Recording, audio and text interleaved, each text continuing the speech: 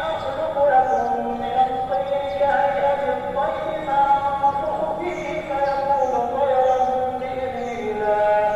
وأبرئ الأكمه والأبرص وأحيي الموتى بإذن الله وأنبئكم بما تأكلون وما تدخرون في بيوتكم إن في ذلك لآية لكم إن كنتم مؤمنين ومصدقا لما بين يدي من التوراة ولأحل لكم بعض الذي حرم عليكم